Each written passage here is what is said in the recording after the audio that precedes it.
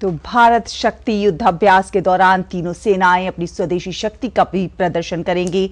PM Modi के make in India vision पर आधारित इस प्रदर्शनी भारत में ही तैयार कुछ नायाब वेपन सिस्टम का जायजा लिया है हमारे संवाददाता विशाल बैरिस्टो ने।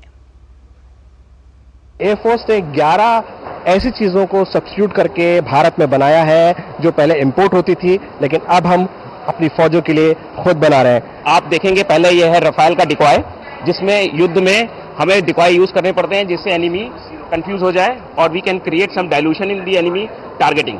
और डिकॉय का मतलब ये है कि ये दुश्मन को छलावा देता है, ये रफाल का डिकॉय है और कैसे दुश्मन का ध्यान डाइवर्ट करना है। और ये हमने दोनों स्पेक्ट्रम में बनाया है, विजुअल स्पेक्ट्रम में भी बनाया है जिससे दूर से इसकी बनावट बिल्कुल रफाल एयरक्राफ्ट की तरह लगे, और इसमें हम इलेक्ट्रॉनिक्स भी डालेंगे जिससे इलेक्ट्रॉनिक एमिशन भी जो है रफाल की तरह लगे। इसी तरह से ये Su-30 का है।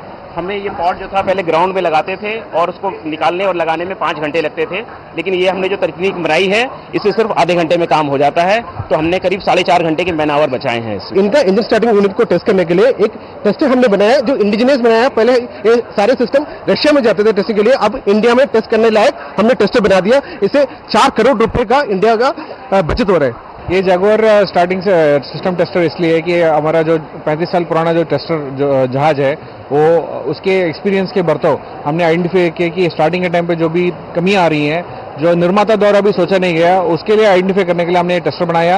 ये आपने जो पावर पैनल बनाया है ग्राउंड पावर यूनिट बोलते हैं। एयरक्राफ्ट को ग्राउंड में पावर देने के लिए हम ग्राउंड पावर यूनिट यानी इसका एसी सप्लाई और डीसी सप्लाई देने के लिए ग्राउंड पावर यूनिट यूज करते हैं। अब क्या है कि अलग अलग एयरक्राफ्ट है, अलग अलग सप्लाई की जरूरत है।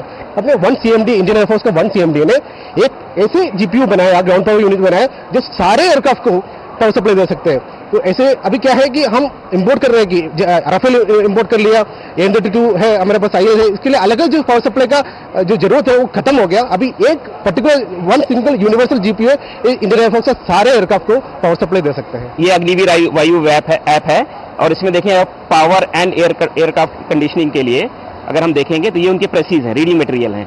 उन रीडिंग मटेरियल को अगर हम जाएंगे तो वो 3 तरह से ऑर्गेनाइज्ड है, प्रेसी, प्रेजेंटेशन और वीडियो। नाउ वीडियो से क्या होता है कि उनका विजुअल एप्रिसिएशन अच्छा होता है and there appreciation towards offline class means flip classroom, they can read in classroom outside the classroom.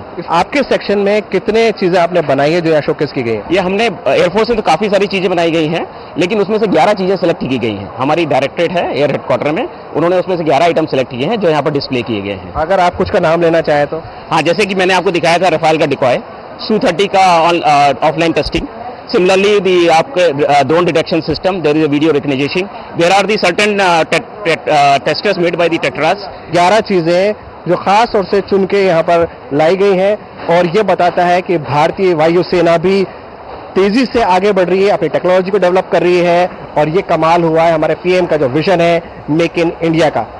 Cameraman Aniket के साथ पोखरण से मैं विशाल बैरिस्टो, DD न्यूज।